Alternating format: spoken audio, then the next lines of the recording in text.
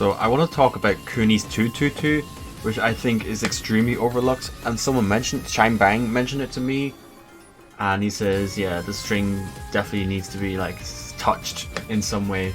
Now, why it's so strong is because it's 12 frame to start with. Okay, so it's a high mid, 12 frame.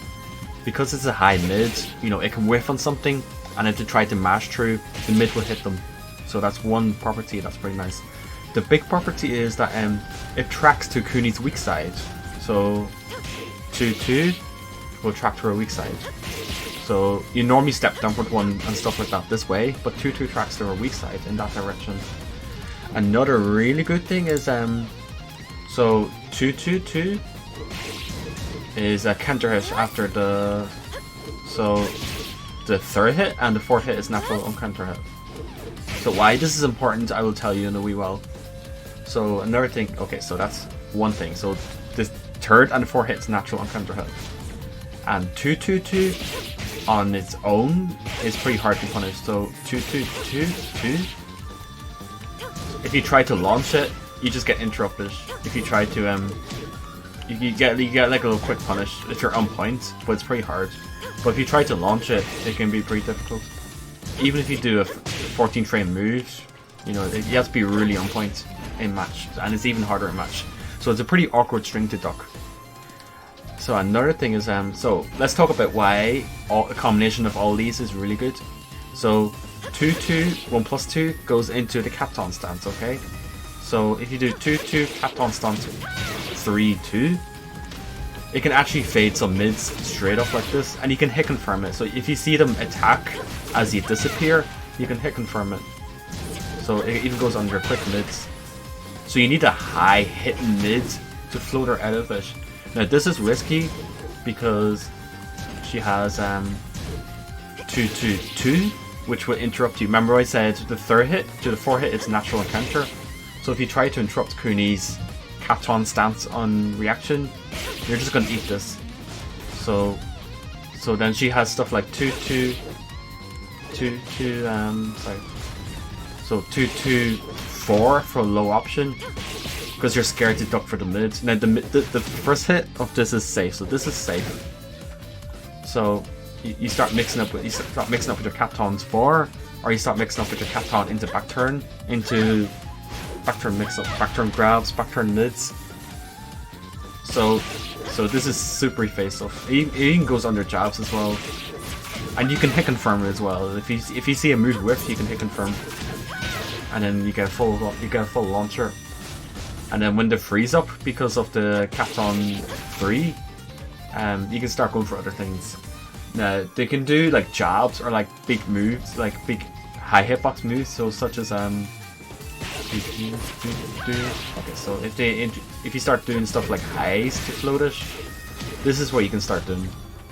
So you can either finish the string, which is pretty awkward to punish in itself, or you can cancel it into Capton 2, which will high crush under. It is an unsafe option, but it will high crush under like higher hitbox moves that will beat the jump. So yeah, this is a pretty annoying mind game. Even if you sidestep the Capton 3-2, it can be pretty hard to punish, because she has a hitbox behind her, and she flies off as well. So it can be messy to punish, it can be sloppy to punish for some characters. Some characters have easier time than others. And then and of course when you respect 2-2-2 into stuff like this is when you can start doing 2-2-2 into set. So she has another option out of the set stance. So 2-2-2 into set. So 2-2-2 crouch, and then go for your FC mix up or whatever. And remember, like I said, this is pretty annoying to deal with because the whole string is pretty awkward to deal with. And even if you duck under the third hit, you're going to get floated. So you have to be really on point to punish this. And it's annoying if the Kuni starts doing 2-2-2, just 3 hits. So you're looking for the fourth hit to duck under, but she just nails you with the fourth hit, right? She just nails you with the fourth hit. She stops at the third hit.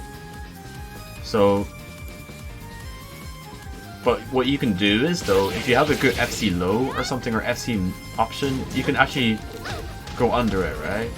But that's matchup specific. Like, it depends on the reward. Like, Anna will get the most reward because of her low launcher, or Julia will get a lot of reward with bow and arrow. So, as a consistent Punisher, you want to do a FC move. But if you don't have a good FC move, then you're kind of screwed here, because the risk reward just kind of becomes in her favor by a huge margin. And of course in the back, 2-2-2-2 is all guaranteed in the back, and it's just generally a really good poke in general, just because it's a 12 frame high mid poke that tracks their weak side. It's just generally a really good low poke, really good poke in general.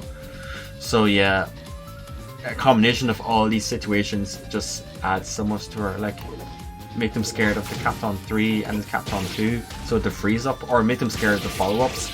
And this is when you can start doing back turn things, or you can start doing mix up with your lows instead.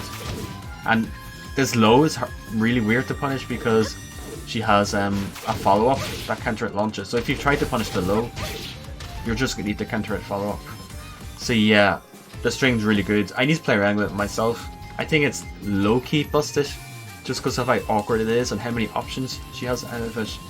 So yeah, definitely this string needs to be looked into as a Kunimitsu player.